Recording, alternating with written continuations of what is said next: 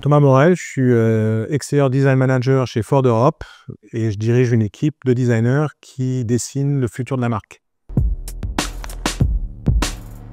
C'est toujours l'humain d'abord, c'est des véhicules chaleureux, c'est des véhicules qui racontent des histoires, qui puisent dans le passé de la marque pour se réinventer.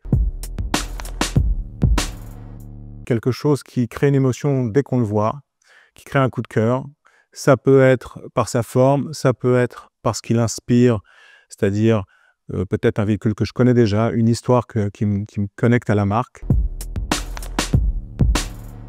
On a les Mustangs aux États-Unis qui sont très connus, c'est des voitures qui ont beaucoup d'histoire ici aussi, donc on a réinterprété avec la Mach-E. Et puis cette année, on a joué aussi avec une icône plus européenne, la Capri. On s'est dit que c'était le moment aussi de ramener ça en Europe. Et puis l'Explorer, qui est une icône américaine qui fait penser en fait aux grands espaces américains. Donc celle-là, on l'a aussi réinterprétée. En fait, une icône, c'est une voiture qui évoque quelque chose au-delà de l'automobile. Donc voilà, on en a beaucoup parce que notre marque est ancienne, tout simplement. Donc on joue beaucoup avec ça. Il y a des choses qui changent, il y a des choses qui restent. La partie émotionnelle et ce que le véhicule vous raconte, on le garde. Dans l'exécution, évidemment, c'est différent. Il n'y a plus de calandre. Donc, on doit changer notre manière de s'exprimer au niveau du style sur les faces avant, c'est certain. Ça a été un challenge au début. Les designers ont pris le challenge à bras-le-corps. Et maintenant, c'est devenu quasiment une routine. Et on a d'autres moyens de s'exprimer sur les faces avant, notamment les feux. Les technologies évoluent.